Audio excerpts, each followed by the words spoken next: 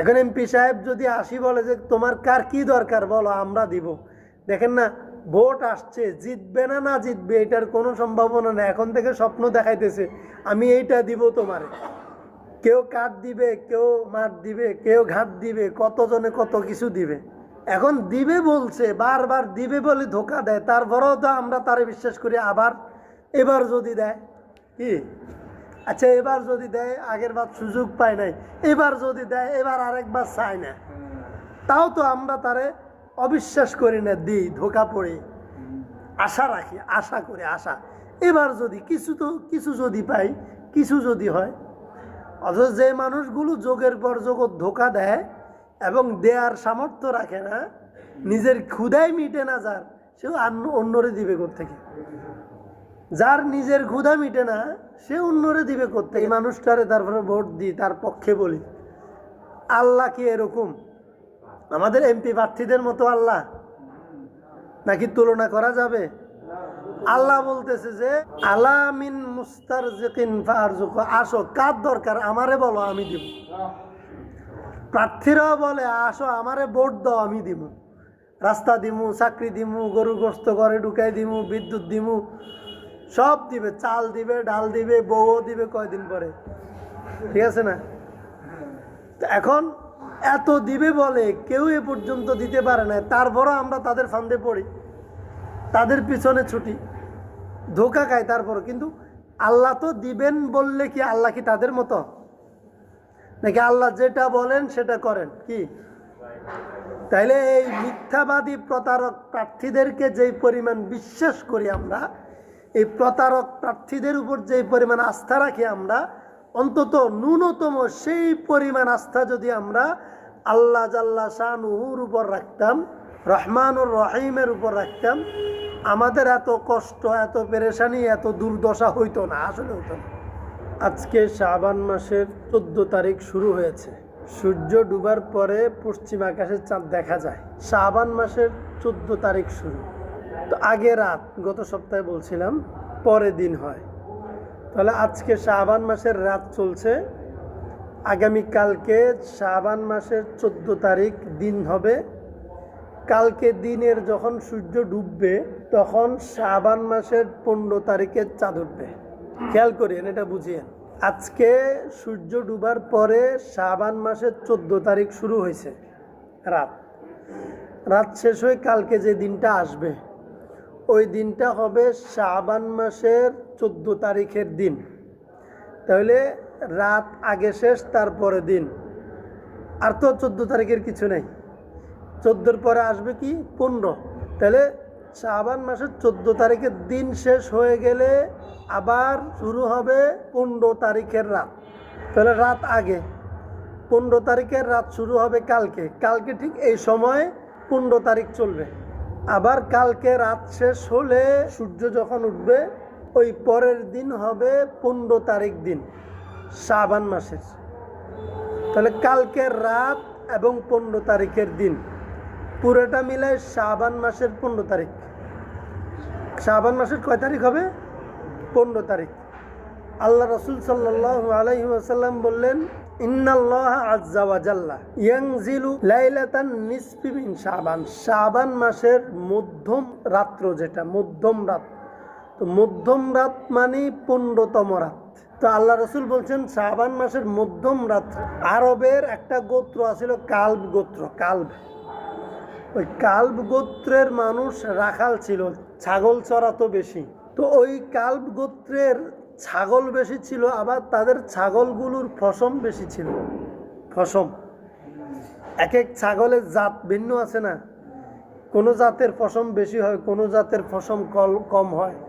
তো নবীজি বলছেন যে আল্লাহ তাআলা কালব গোত্রের ছাগলের পশমের পরিমাণ মানুষকে শাবান মাসের 15 তারিখ রাতে ক্ষমা করে দেন। সুবহানাল্লাহ। ছাগলের পশম গুনতে পারবেন কেউ? মেশিন দিলেও তো গুনতে পারবে না কেউ।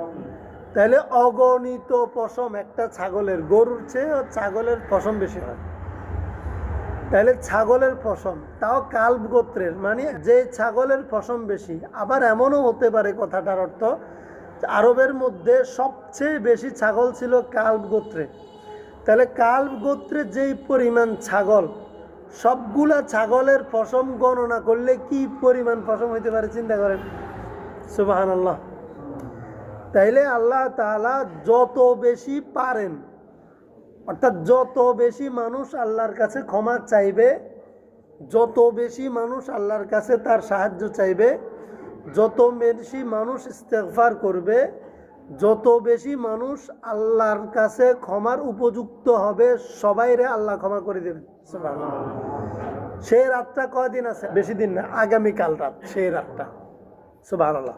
এই রাতের জন্য প্রস্তুতি নেওয়ার দরকার আসেনি? কার আছে? যার ক্ষমা দরকার তারই তো। আমাদের কার কার ক্ষমা দরকার? আমার তো ক্ষমা দরকার। আল্লাহ মাফ করে দেন আমাদের। আল্লাহ আমাদেরকে কালকে রাতটা সঠিকভাবে কাটানোর তৌফিক দান করেন। তাহলে আমাদের ক্ষমা দরকার। আমরা কালকে রাতটাকে গুরুত্ব দেব। কে বলছে গুরুত্ব দিতে? আমাদের নবীজি বলছে। 2 নাম্বার, অন্য হাদিসের মধ্যে আছে আলা মিন মুস্তারজিকিন ফারজুকা, তোমাদের মধ্যে কে আছো তার রিজিকের দরকার। রিজিক, এই যে আমরা সকালে কাজে বের হই না কেন? রিজিকের জন্যই তো। রিজিকের জন্য সকালে কাজে বের হই, 8 ঘন্টা কমপক্ষে ডিউটি করি। কত কষ্ট করি, কত কষ্ট করি রিজিকের জন্য। আল্লাহ রসুল বলেন আগামীকালকে যে রাত আসতেছে, শাবান মাসের 15তম রাত, মধ্যম রাত, এই রাতে আল্লাহ মানুষকে ডাকবেন, ও আমার বান্দা আসো, আলা মিন মুস্তারজিকিন ফারজুকা, তোমাদের কারো রিজিক দরকার আসেনি, কাজের দরকার আসেনি, টাকার দরকার আসেনি, কি দরকার বলো, আমারে বলো, আমি তোমারে দিব। এখন এমপি সাহেব যদি আসি বলে যে তোমার কার কি দরকার বলো, আমরা দিব। দেখেন না, ভোট আসছে, জিতবে না না জিতবে এটার কোনো সম্ভাবনা নেই। এখন থেকে স্বপ্ন দেখাইতেছে আমি এইটা দিব তোমারে। কেউ কাঠ দিবে, কেউ মাঠ দিবে, কেউ ঘাট দিবে, কতজনে কত কিছু দিবে। এখন দিবে বলছে, বারবার দিবে বলে ধোকা দেয়, তারপরেও তো আমরা তারে বিশ্বাস করি। আবার এবার যদি দেয়, কি আচ্ছা এবার যদি দেয়, আগের বার সুযোগ পায় নাই, এবার যদি দেয়, এবার আরেকবার চাই না, তাও তো আমরা তারে অবিশ্বাস করি না, দিই, ধোকা পড়ি, আশা রাখি, আশা করে আশা, এবার যদি কিছু যদি পাই, কিছু যদি হয়। অথচ যে মানুষগুলো যোগের পর যোগ ধোকা দেয় এবং দেয়ার সামর্থ্য রাখে না, নিজের ক্ষুধাই মিটে না যার, সে অন্যরে দিবে কোত্থেকে? তারপরও আমরা এই মানুষটারে তারপরে ভোট দিই, তার পক্ষে বলি। আল্লাহ কি এরকম? আমাদের এমপি প্রার্থীদের মতো আল্লাহ নাকি তুলনা করা যাবে? আল্লাহ বলতেছে যে আলা মিন মুস্তারজিকিন ফারজুকা, আসো, কার দরকার আমারে বলো, আমি দিব। প্রার্থীরাও বলে আসো, আমারে ভোট দাও, আমি দিব, রাস্তা দিমু, চাকরি দিমু, গরু গোস্ত ঘরে ঢুকাই দিমু, বিদ্যুৎ দিমু, সব দিবে, চাল দিবে, ডাল দিবে, বউও দিবে কয়দিন পরে, ঠিক আছে না? এখন এত দিবে বলে কেউ এ পর্যন্ত দিতে পারে না, তারপরও আমরা তাদের ফান্দে পড়ি, তাদের পিছনে ছুটি, ধোকা খাই তারপরও। কিন্তু আল্লাহ তো দিবেন বললে কি আল্লাহ কি তাদের মতো নাকি? আল্লাহ যেটা বলেন সেটা করেন কি?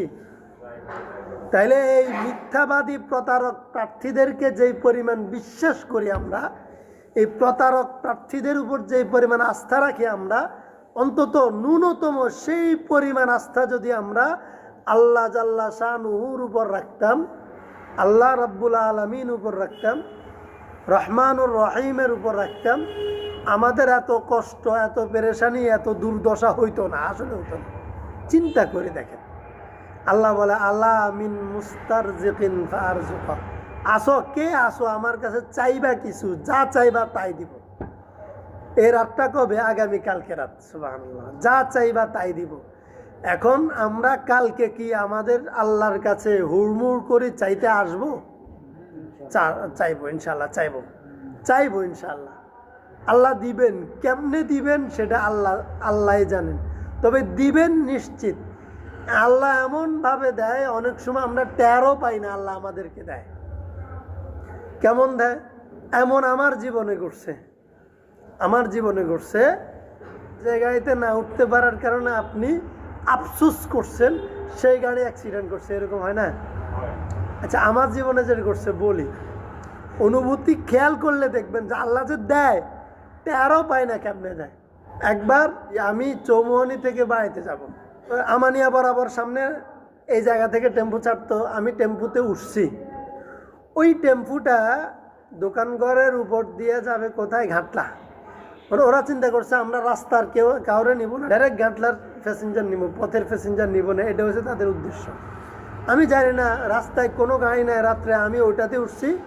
সে বলে যে কোথায় যাবেন, আমি বললাম যে দোকানঘর। বলে যে দোকানঘর যাব না। একটা হচ্ছে দোকানঘর নেব না, আরেকটা সে বলছে কি দোকানঘর যাব না। আমার নামাই দিছে, আমার মনটা খুব খারাপ হয়ে গেছিস, আরেকটা গাড়ি পাবো কোত্থেকে, এখন তো গাড়ি নাই। ওরা ছেড়ে দিছে, আমারে নাই নামাইয়ে দিছে। আমার তো মন খারাপ। পরে একটা মেক্সি আসছে, আমি ওটাতে উঠছি। ওটা খালি আমারে নিয়ে ভিতরে দিয়ে একজন আসলে কি টান দিছে। ঘটনা বলতেছি বুঝার জন্য, আল্লাহ যে আমাদেরকে মনের অজান্তে দেয় সেটা বুঝার জন্য। আমি শুরু গোফল পার হয়েছি, আমার নিয়ে বেকারি বরাবর খালের উপর দেখলাম যে টেম্পু একটা পড়া, ডাইরেক্ট খালে পড়া। কোনটা? ঠিক আমার যে টেম্পু থেকে নামাই দিছে সেই টেম্পু সরগোলের পরে স্টেশন দোকানঘর যাব না বলছে। আল্লাহ তারে দোকানঘর নেয় নাই, তারে খালে ফালাই দিছে।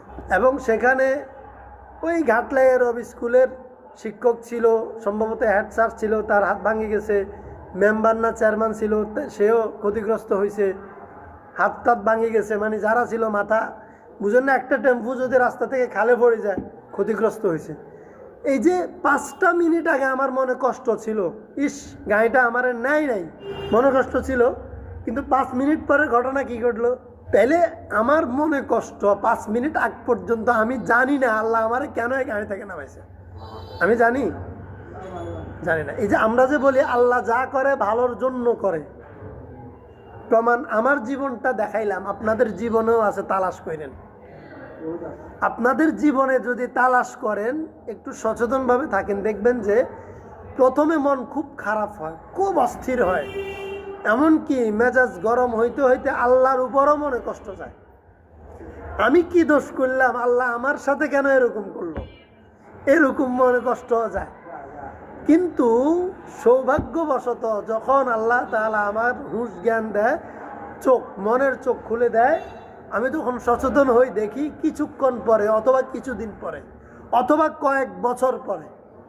তাৎক্ষণিক যে বুঝবেন সেটা না, হয়তো কয়েক বছর পরেও বুঝতে পারেন যে এই ঘটনা যদি না ঘটতো ওই 10 বছর আগে আমার সাথে, আজকে 10 বছর পরে আমি এই সফলতা পাইতাম না, হইতে পারে। সুবহানাল্লাহ। তো এই জন্য আল্লাহর উপর ভরসা রাখা, আল্লাহর উপর আস্থা রাখা, আল্লাহর কাছে চাওয়া। এবং আল্লাহ তাআলা কোরআনের মধ্যে বলেছেন, উদউনি আস্তাজিব লাকুম, আমাকে ডাকো আমি তোমার ডাকে সাড়া দেব। ফাযকুরুনি আযকুরকুম, তুমি আমাকে স্মরণ করো আমি তোমাকে স্মরণ করবো। সুবহানাল্লাহ। তুমি আমার কথা বলো আমি তোমার কথা বলবো। সুবহানাল্লাহ। আমি আল্লাহর কথা আপনাদেরকে নিয়ে বলবো, আর আল্লাহ আমার কথা ফেরেশতাদেরকে নিয়ে বলবেন। সুবহানাল্লাহ। কোনটা বেশি দামি মজলিস? আল্লাহরটা। আমি আল্লাহর নাম নেব নিজেকে জাতে উঠানোর জন্য, পরিচয় দিলে অমুক আমার পরিচিত, অমুক আমার আত্মীয়, কেন? নিজের একটু হ্যাডম দেখানোর জন্য, আমার পাওয়ার, আমার অবস্থা, আমার বংশ কোথায় দেখো, আমার চলাফেরা কার সাথে, এটা বোঝানোর জন্য। তো আমি যখন আল্লাহর কথা আলোচনা করব, তাহলে আমার স্ট্যাটাস কোথায়? যেই লোক আল্লাহর কথা আলোচনা করে আর যার কথা আল্লাহ ফেরেশতাদেরকে নিয়ে আলোচনা করে, তার লেভেল কোথায় চিন্তা করেন। সুবহানাল্লাহ। সেটা হওয়ার জন্য এমপি হওয়ার দরকার নেই। আল্লাহ আপনার নাম নিবে, সাংবাদিকরা আপনার নাম নিবে না, আর কি দরকার নাই। যে সাংবাদিকরা হয়তো আপনার সামনে মাইক নিয়ে আসবে না, আপনার জীবন বৃত্তান্ত লিখবে না, আপনার গুণ গাইবে না, সাংবাদিকরা গাওয়ার দরকার নাই। কেউ যদি আপনার বিবৃতি নেয়, সাংবাদিকরা নিজের বুক ফুলে যায় না, আজকে আমার কাছে সাংবাদিকরা আসছে, তাহলে আপনার কথা, এটা অনুভূতির বিষয়, দিলের মধ্যে অনুভব জাগানোর বিষয়। সাংবাদিকরা আপনার নাম নিতে হইলে আপনাকে একটা লেভেলে পৌঁছতে হবে, বড় নেতা হইতে হবে, বড় শিল্পপতি হইতে হবে, দানবীর হইতে হবে, এমপি হইতে হবে, এমপি প্রার্থী হইতে হবে, মন্ত্রী হইতে হবে, ক্ষমতাসীন হইতে হবে, তাই না? এখন আমরা তো এগুলা কিছুই না, এখন আমার নাম সবচেয়ে দামি জায়গায় নেয়া হোক আমি চাই। সেটা কোনটা? আল্লাহর দরবারে, ফেরেশতাদের আয়োজনে, ফেরেশতাদের সভায়, ফেরেশতাদের সমাবেশে আমার নাম আলোচনা হবে, চর্চা হবে, আমার কথা ঘোষণা হবে, মাইকিং হবে। সুবহানাল্লাহ। তো সেটার জন্য এমপি হওয়া দরকার নাই, আমি আর আপনি মুত্তাকি ফরেজগার হইলেই হবে। আল্লাহ বলে ফাযকুরুনি আযকুরকুম, যে তোমরা আমার আলোচনা করো, আমি তোমার আলোচনা করবো। তো আমরা আল্লাহর আলোচনা এখন করতে বসছি, তার মানে আমরা নিশ্চিত আমাদের আলোচনা পৃথিবীর কেউ না করুক, আসমানে আরশে আজিমে ফেরেশতাদের সাথে আল্লাহ করতেছেন। তাহলে আমরা দামি না সস্তা? এটা বুঝার যোগ্যতা তো আমাদের নাই, আমাদের কি পরিমাণ দাম আল্লাহর কাছে। সুবহানাল্লাহ। এখন ওই দামির মতো চলতে হবে আমাদেরকে, দামিরা যেভাবে চলে ওইভাবে চলতে হবে। তো আল্লাহ রাসূল সাল্লাল্লাহু আলাইহি ওয়াসাল্লাম বলছেন আগামীকালকে রাত্রে, আলা মুবতালা ফাউআফিয়া, কার পেরেশানি আছে, বিপদ আছে, আমরা বিপদের মুক্তির জন্য, সুপারিশের জন্য কত নেতারে ধরি, কত বড় বাইরে ধরি, কত চাচা জ্যাঠারে ধরি না, শেষ পর্যন্ত টাকা খরচ করি, কত টাকা দিই, মূল কাজে খরচ হবে 10,000, আরও উপরি দালালের পিছনে খরচ করি 90,000, তাই না? কিসের জন্য? নিজের প্রয়োজন মেটাবার জন্য, বিপদ, তারপরে পেরেশানি, এগুলো দূর করার জন্য। আল্লাহ বলে আলা মুবতালা ফাউআফিয়া, কে আছো বিভিন্ন রকমের বিপদ আপদে আছো, সমস্যার মধ্যে আটকে গেছো, মুক্তি পাইতেছো না, পেরেশানি দূর হইতেছে না, আমারে বলো, আমি তোমার পেরেশানি দূর করে দিব। নাকি এটা নেতা লাগবে? আল্লাহ হয়তো না, আমাদের এমন পেরেশানি। এখন কেউ সালাক যদি বলে যে হুজুর আপনি কইছেন তো শুনছি, কিন্তু আমাদের যে বিপদ, যে মামলা খাইছি, এই জামিলা এমপি সাহেব ছাড়া আল্লাহ শুনাইতে হইতো না, নাকি জজ সাহেব ছাড়া এই জামিলা আল্লাহ শুনাইতে হইতো না। এরকম আল্লাহ এত দুর্বল? হ্যাঁ, নাউজুবিল্লাহ। আরে আপনি সিস্টেমে যাবেন, কিন্তু যখন আল্লাহর কাছে চাইবেন, আল্লাহ যখন আপনার এই চাওয়াটাকে গ্রান্টেড করবে, তখন আপনি যেখানে যাবেন দেখবেন যে একবারে সহজ হয়ে গেছে। আচ্ছা, আপনাদের জীবনে এরকম হয় না? যেমন গতকালকের কথা বলি, গতকালকে আমার ছোট ভাই সহ বাইকের লাইসেন্স করবে। আপনি বুঝেন, এগুলা কিন্তু উদাহরণ, বাস্তব উদাহরণ, রেফারেন্স দিচ্ছি, এটা কোনো বানোয়াট না। এই জন্য আমার ছোট ভাই, আমার পাশের এক ভাই, সেও আলেম, মুফতি সাহেব, দুইজন গেছে বাইকের লাইসেন্স করবে। এখন লাইসেন্স করার জন্য এটা তো অনলাইনে সার্ভারে টাকা জমা দিয়ে কি ইয়ে করতে হয়, আবেদন সাবমিট করতে হয়, কি করতে হয় জানি না। তো ওদের আগে যারা ছিল তাদেরটা ওকে হয় নাই, শুধু ওদের দুইজনেরটা ওকে হয়ে গেছে। সুবহানাল্লাহ। এটা কেন হইলো? এটা কেন হইলো? হ্যাঁ, সার্ভারের সমস্যার কারণে।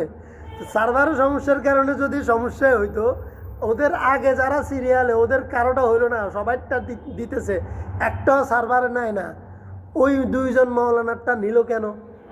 আমার যুক্তি দেন, নিল কেন? এরকম আপনাদের জীবনেও ঘটে যে সিস্টেমে যান, কিন্তু সিস্টেমটা আপনাকে নিচ্ছে না, আপনার পাশেরই পরে আইসা আরেকজন, অথবা ঠিক আপনার সামনে যিনি, ওনারটা হয়ে গেছে একবারে সহজে, এরপরে আপনি দাঁড়ায় রইলেন, ঘন্টার পর ঘন্টা সময় কাটাচ্ছেন। কেন? সিস্টেম আর আপনাকে নিচ্ছে না। এরকম হয় কি না জীবনে? এটা কি শুধু দুনিয়ার কারণে, প্রযুক্তির কারণে? না, এখানেও আল্লাহর হাত আছে, আল্লাহর নজর আছে। কোনো কারণে ওই ব্যক্তি আল্লাহকে রাজি করছেন, সদকা করছেন, কোনো কারণে আল্লাহ চাইছেন তারটা হয়ে যাক, আপনারটা না হোক, অথবা কোনো কারণে আল্লাহ চাইছেন সে আপনার আগে আসার পরেও তারটা না হোক, আপনি পরে আসছেন তারপর আপনারটা হোক। কোনো কারণে আল্লাহ চাইছেন, হয়তো আপনি মনে মনে বলছেন আল্লাহ, মনে মনে বলছেন আল্লাহ একটু আমারটা তাড়াতাড়ি সারাই দেন, হয়তো এটা বলছেন, ও বলে না, এটাও হইতে পারে। একবার বলছেন আল্লাহ আমারটা একটু সারাই দেন, কিন্তু আপনি জানেন না আল্লাহ আপনার এই কথাটা আল্লাহ নিয়ে নিছে আমলে। আপনি জানেন না আল্লাহ আপনার এই কথাটা কবুল করে ফেলছে, আপনি বলছেন আল্লাহ আমারটা সারাই দেন, আপনার আগেরটা সারা না, আপনারটা সারি গেছে, আপনি তারপরে যাইয়ে তার আগে চলে আসছেন। লিগেলি হয় কি না জীবনে? তো দোয়া এভাবে কবুল হয়, শুধু অনুভব খেয়াল করলে আপনি দেখবেন দোয়া এভাবে কবুল হয়। এই জন্য আল্লাহ বলেন যে তোমাদের বিপদ আপদ আছে কালকে আমার কাছে চাইও, সারা রাত সময়, হাত্তা ইয়াতলু আল ফাজর, একবারই সূর্য ডুবা থেকে শোবে সাদিক পর্যন্ত সারা রাত সময় তুমি সুযোগ পাও নাই, ব্যস্ত ছিলা, এরপরে যখন সুযোগ পাও তখন চাও, আল্লাহ দিবেন। তো চাইবো ইনশাআল্লাহ। হযরত আয়েশা সিদ্দিকা রাদিয়াল্লাহু তাআলা আনহা শোয়া থেকে উঠে আল্লাহ রাসূল সাল্লাল্লাহু আলাইহি ওয়াসাল্লামকে খুঁজে পাইতেছেন না, টোকাইতেছেন, কিরে নবী কোথায় গেছে? যাইয়া দেখলেন নবীজি মসজিদে নামাজ পড়তেছে। সুবহানাল্লাহ। নবীজি সেজদায়, এত লম্বা সেজদা, দাঁড়াইতে দাঁড়াইতে পেছনে দাঁড়ায় রয়েছে, নবীজি নামাজ পড়তেছে। কিরে সেজদায় গেছে, আর উঠে না, আর উঠে না, উঠেই না, উঠার কথাই নাই। আয়েশা রাদিয়াল্লাহু তাআলা এক পর্যায়ে মনে ভয় লাগে, কে জানি নবীজি মরে গেছে নি, কোনো এত লম্বা সেজদা, মারা গেছে নাকি নবীজি? তো নবীজির পায়ের আঙ্গুল ধরে তিনি এভাবে নাড়া দিছেন, নবীজিও পা নাড়া দিছে, আর আয়েশা সিদ্দিকা রাদিয়াল্লাহু তাআলা বুঝছেন, মানে ওনার বিবি বুঝছেন না নবী মরে ন, সেটা আছে। তো এবারে নবীজি লম্বা সেজদা করে শেষ করে নামাজ শেষ করছে। নবীজি বলেন তুমি ভাবছো আমি দুর্বল হয়ে গেছি? আয়েশা সিদ্দিকা বলেন না ইয়া রাসূল, আমি ভাবছি আপনি মরে গেছেন কিনা। আল্লাহু আকবার। কয় যে জানো আজকে কোন রাত? সুবহানাল্লাহ। আজকে কোন রাত তুমি জানো? বলে যে কোন রাত? আজকে নিসফে শাবানের রাত। তুমি জানো না আজকে নিসফে শাবানের রাত? তো আল্লাহ রাসূল সাল্লাল্লাহু আলাইহি সাল্লাম রে আয়েশা সিদ্দিকা রাদিয়াল্লাহু তাআলা বলেন, আচ্ছা আজকে রাতে কি হয়? আপনি অন্যদিন তো দেখিনি এত লম্বা সেজদা করতে, আজকে এত লম্বা সেজদা, এত লম্বা রুকু, কারণ কি, ঘটনা কি, আজকে রাতের বিশেষত্ব কি? রাসূল সাল্লাল্লাহু আলাইহি সাল্লাম বলেন, ফায়াগফিরু লিআকতারা মিন আদাদি শা'রি গানামি কালবি। আজকের রাতে আল্লাহ তাআলা কালব গোত্রের ছাগলের পশমের পরিমাণ মানুষকে ক্ষমা করে দিবেন। সুবহানাল্লাহ। তখন আম্মাজান আয়েশা সিদ্দিকা বলেন যে কালব গোত্রের ছাগল বলতে আপনি কি বুঝেছেন? এটা এই কথাটা কালব, ছাগল তো মেলা ছাগলে আছে, ছাগল কইলে তো সত্য, তাহলে আপনি কালব গোত্রের ছাগল বলতে কি বুঝাইছেন? এই কথাটা রহস্য কি ইয়া রাসূলুল্লাহ? দেখেন আম্মাজান আয়েশা আইল পরেও প্রশ্ন করছে, প্রশ্ন আমরা করতে পারি, এখন করে দিছে আমাদের জন্য সহজ। এখন আল্লাহ রাসূল সাল্লাল্লাহু আলাইহি সাল্লাম বলেন আরবের মধ্যে কালব গোত্র সবচেয়ে বেশি ছাগল লালন পালন করে, আবার সেই গোত্রের ছাগলের জাতটা এমন যে তাদের পশমের পরিমাণও বেশি।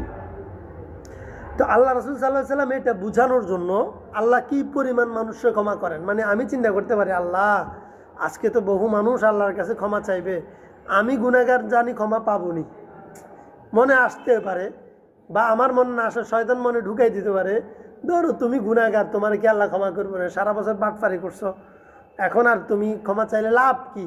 আর সারা বছর ভালো ছিল না, নামাজ পড়া নাই, আজকে 15 তারিখ রাত্রে নামাজ পড়লো কি লাভ হবে? কি এমন উল্টে আলাইবা, কি এমন ঘটা আলাইবা? এটা বলতে পারে, বলে তো মানুষ।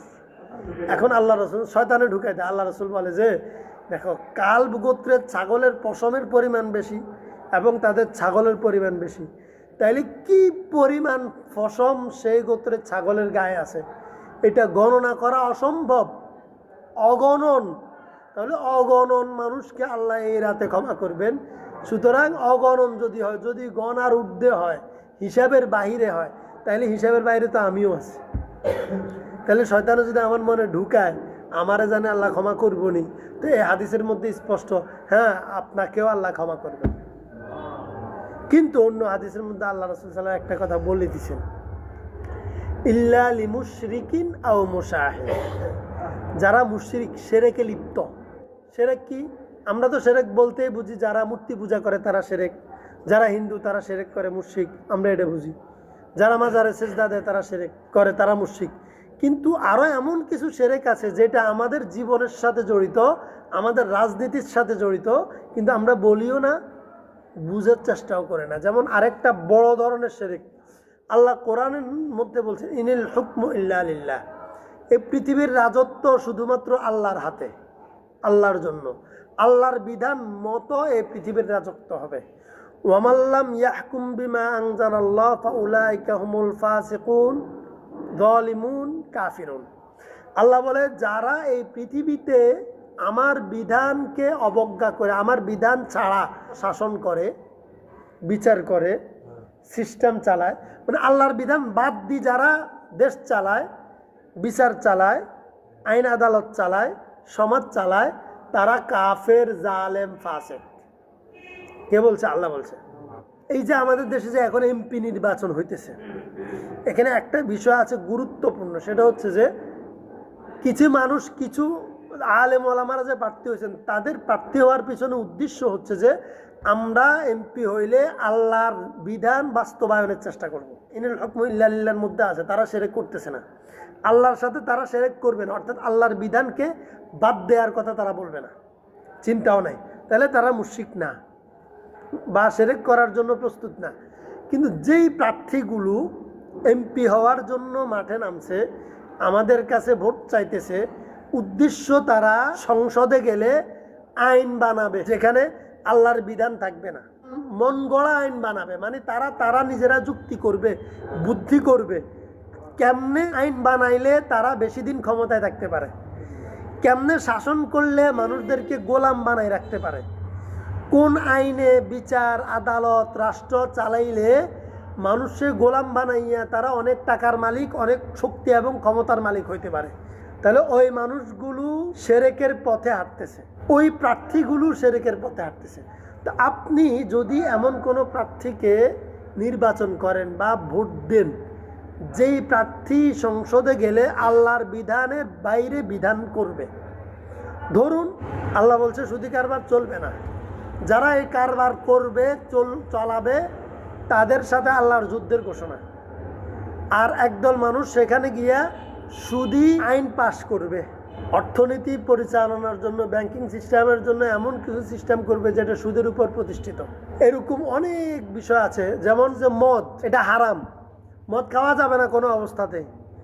একদল মানুষ এমপি হয়ে সংসদে গিয়ে তারা বিল পাশ করবে, আমাদের দেশে যেহেতু বিদেশি মানুষ আসে, আমাদের দেশের উন্নত জাতি যারা অনেক টাকার মালিক, তাদেরকে বিনোদনের জন্য, বিভিন্ন রকম বিজনেস পরিচালনার জন্য মদ বার এগুলার সদস্য হইতে হয়, এগুলো পরিচালনা করতে হয়, মদের ব্যবস্থা রাখতে হয়।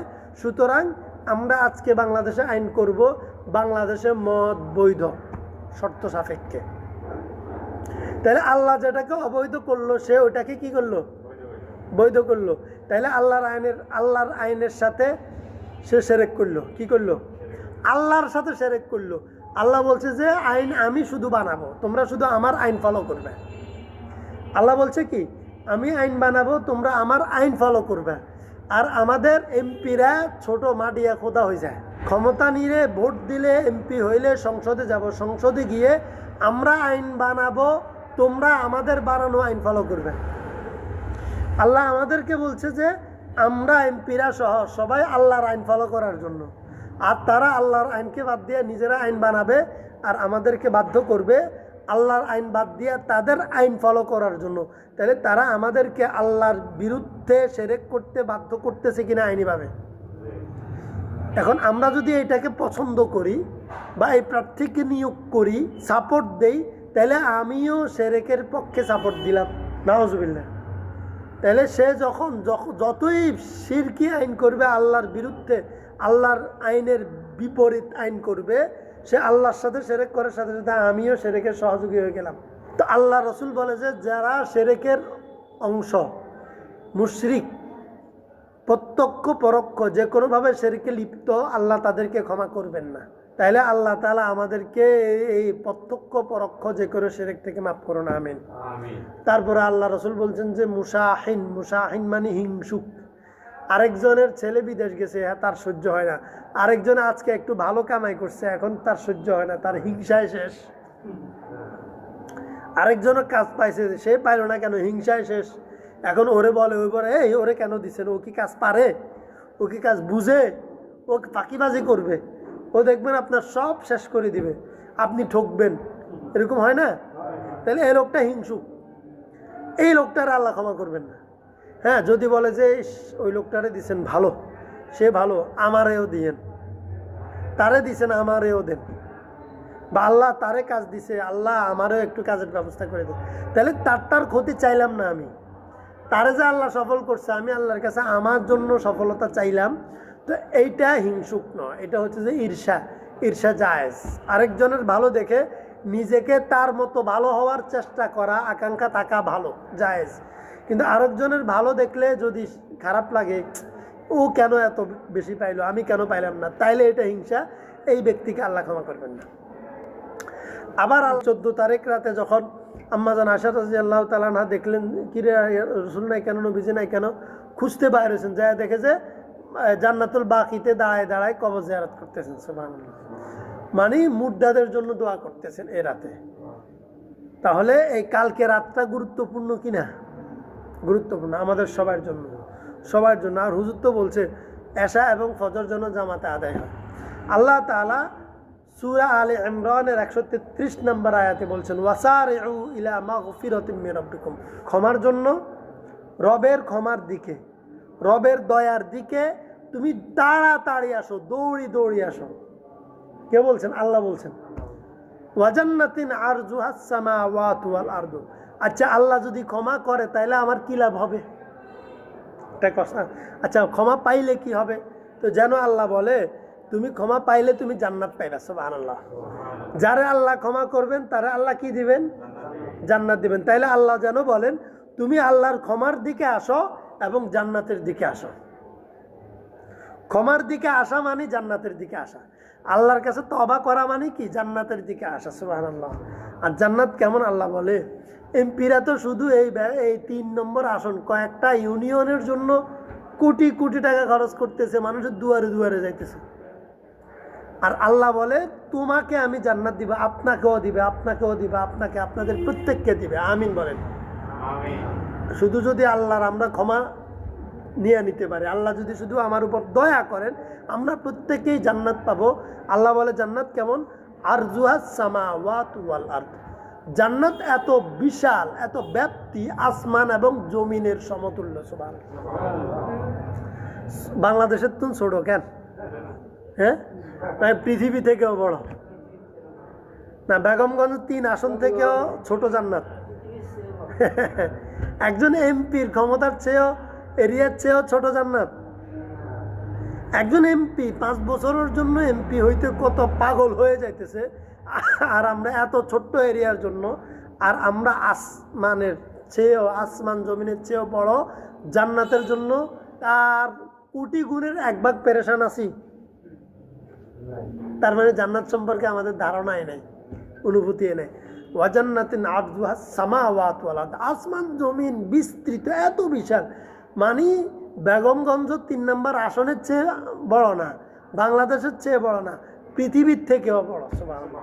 শুধু আপনারা একজনে যেটা পাবেন, সেটা একজনে যেটা পাবেন, মানে আপনি মালিক হবেন এত বড় জান্নাতের। সুবহানাল্লাহ।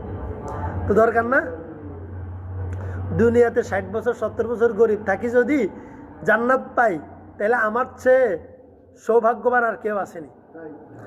আর দুনিয়াতে প্রধানমন্ত্রী, প্রেসিডেন্ট হইয়া যদি জাহান্নামে যাই, আমার মতো দুর্ভাগ্য আর কেউ আসেনি। তাহলে আমরা আগে কোনটা চাইবো? যেটা নিশ্চিত, যেটা বড় সফলতা, আগে সেটা চাইবো। বড় সফলতা পাওয়ার পরে, বড় সফলতার পথে নিজেকে তৈরি করার পরে ছোট সফলতার দিকে যা পারি পাবো। বড়টা পাইলে ছোটটা বাকি থাকেনি, বড়টা পাইলে ছোটটার আর বাকি থাকে। এই জন্য আল্লাহর ওলি যারা, বুজুর্গ যারা, মুত্তাকি যারা, আপনারাও হইতে পারেন, তাদের রাজত্ব সারা পৃথিবীর মধ্যে থাকে। যত বড় প্রধানমন্ত্রী, প্রেসিডেন্ট তাদের পায়ের নিচে আসে, এইভাবে বসে থাকে। কেন? এটা মুত্তাকিদের প্রতি আল্লাহ তাআলা এমন দয়ালু যে বড় বড় ক্ষমতাবান মানুষ বড় বড় বুজুর্গদের পায়ের নিচে বসে থাকতে বাধ্য হয়। এটা কে করান? সেই ব্যক্তি আপনিও হইতে পারেন, বিশ্বাস করেন আপনিও হইতে পারেন। যে রিক্সা চালায় সেও আল্লাহর কাছে এত বড় মুত্তাকি ফরেজগার হইতে পারে, এত বড় ব্যক্তিত্বশীল হইতে পারে, হইতে পারে। উইদ্দাত লিল মুত্তাকিন। এই বিশাল জান্নাত আল্লাহ কার জন্য বানাইছে, তৈরি করছে? যিনি মুত্তাকি তার জন্য। সুবহানাল্লাহ। মুত্তাকি মানে কি? যেই ব্যক্তি আল্লাহকে ভয় করে। আমরা সন্ত্রাসীরে ডরাই, আমরা পুলিশে ডরাই, আমরা কত কিছুরে ডরাই, তাই না? আমরা অন্তত আল্লাহরেও ডরাই, সাপ বিচ্ছুরেও ডরাই। আল্লাহকে ভয় করি, আল্লাহকে ভালোবেসে ভয় করি, ভালোবেসে যেন আল্লাহর ভালোবাসা থেকে বঞ্চিত না হই। আল্লাহর রাগ, অনুরাগ, গজব, আল্লাহর অপছন্দ যেন আমার উপর না পড়ে, এই জন্য আমরা আল্লাহকে ভয় পাই। ইনশাল্লাহ আমরা সফল হব। কালকে ইনশাআল্লাহ আমরা রাত্রিটা কাজে লাগানোর চেষ্টা করব। বিবিদেরকেও বলবো, ঘরের মানুষদেরকেও বলবো, অনেক ভালো ভালো রান্না করার জন্য বসাই রাখবো না, যে তুমি ভালো ভালো রান্না করো, আমি ভালো ভালো খাবো। তো আমার ইবাদতও নাই, খাইতে খাইতে আমার রাত্রি শেষ, রানতে বিবি সাহেবের রাত শেষ। তো আমরা এরকম করি না। সবে বরাত আসলে বিবি সাহেবের জন্য বাজার কতগুলো আনি দিই। আজকে রাতে আপনি রান্না করবেন বসে বসে, আপনার এই রাতটা আপনি নষ্ট করবেন রান্না করে, আর আমি এই রাতটা নষ্ট করব বেশি ভালো ভালো খাই না। হুদা কথা, এই রাতে যে ভালো ইবাদত করবে, আল্লাহর কাছে ভালো বাজেট করে নিবে, খুঁজি আল্লাহর কাছে চেয়ে দোয়া করি, সারা বছর সে ভালো খাইতে পারবে।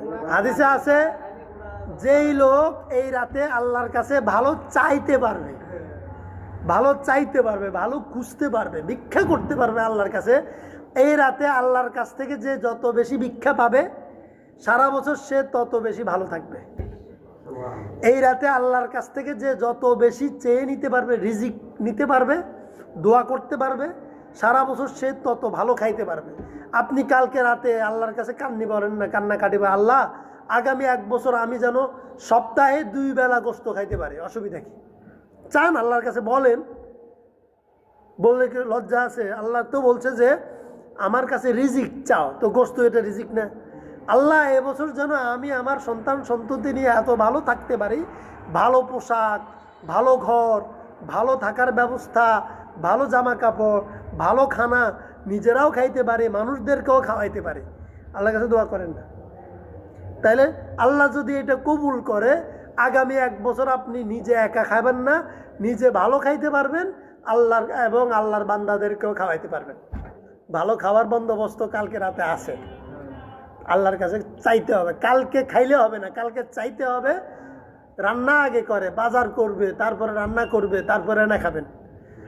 যদি আপনি বাজার করার আগে খাইতে চান, তাহলে কালকে রাতে কি খানার রাত, নাকি কালকে রাত্রে বাজেটের রাত? বাজেটের রাত। বিয়ের দিন রান্না হবে, বিয়ের 1 সপ্তাহ আগে বাজেট হবে, কিন্তু আল্লাহর কাছ থেকে বাজেট করলে কি, আল্লাহর কাছ থেকে বাজেট করতে 1 রাত শেষ, আর খাইতে 1 বছর। সুবহানাল্লাহ। কোনটা? এখন বাজেটের আগে খাইতে বসলে কি খানা পাবো? খানা পাবো না। তো তাইলে নিসফে শাবানের রাতে খানার রাত না, বাজেটের রাত। ওই রাতে আল্লাহর কাছ থেকে যা বাজেট করতে, আপনার ঘর ভাঙ্গা, 3 ফুটো দরজা ভাঙ্গা, বিল্ডিং করতে মন চাইতেছে, আপনার সামনের ঘরটা কি সুন্দর বিল্ডিং, আপনারটা টিনের, আপনার ঘর থেকে বের হইলো, ইস কবে জানে আমার বিল্ডিং করুম। তো কালকে রাতে নিসফে শাবানের রাতে আল্লাহর কাছে চোখের পানি ফেলে একা একা, সবাইয়ের সাথে একসাথে একা একা গোপনে আল্লাহর সাথে বসেন। আল্লাহর সাথে বসে আল্লাহরে বলেন, আল্লাহ একটু আমারে একটু বিল্ডিং একখান করি দেন না, আমারে বিল্ডিং একটা করি দেন, বিল্ডিং দিয়ে আবার জান্নাত থেকে বঞ্চিত করেন না। আল্লাহ যদি আমারে বিল্ডিং দেয়, জান্নাত থেকে কমাই দিতে হবে? হবে না। তো তাইলে অসুবিধা কি? আল্লাহরে বলি, আল্লাহ রব্বানা আতিনা ফিদ দুনিয়া হাসানা, দুনিয়াতে আমারে কল্যাণ, উত্তম যেটা, দামি যেটা, আপনার পছন্দের, আমার পছন্দের যেটা নিলে আমার গুনাহ হবে না, আখিরাত বরবাদ হবে না। বিল্ডিংয়ে ঘুমাইলে কি আখিরাত বরবাদ হয়? গুনাহ হয়? হয় না। গরুর গোস্ত, রোস্ট, বিরিয়ানি, পোলাও খাইলে কি আখিরাত বরবাদ হয়? হয় না। তো গুনাহ হয়? হয় না। তাহলে অসুবিধা কি? এগুলোও ভালো। আল্লাহ কোরআন শরীফের মধ্যে শিখে, রব্বানা আতিনা ফিদ দুনিয়া হাসানা ওয়া ফিল আখিরাতি হাসানা। আবার খানা, রিজিক, সুন্দর বাড়ি, সুন্দর গাড়ি চাইতে যাই, জান্নাত চাইতে ভুলে যায় না, ইবাদত বন্দেগী তৌফিক চাইতে ভুলে যায় না। হ্যাঁ, দুনিয়া চাইতে চাই, আখিরাত ভুলে যায় না। বলেন যে আল্লাহ আমার দুনিয়াতেও বাচ্চা বানাই দাও, আখিরাতেও বাচ্চা বানাই দাও, দুনিয়াতেও ভরপুর দাও, আখিরাতেও দাও। দুনিয়াতে এত বেশি আমাকে টাকা দাও, অর্থ সম্পদ দাও, যেটা আমি নিজে খরচ করি, আশপাশের অভাবীদেরকেও দিতে পারে। আমিন বলেন। এবং আখিরাতও আমাদেরকে দিয়ে না। আমিন। এভাবে আল্লাহর কাছে চাইবো তো ইনশাআল্লাহ। কালকে রাতে চাইবো, এরপর দিন থেকে শুধু খাবো ইনশাল্লাহ।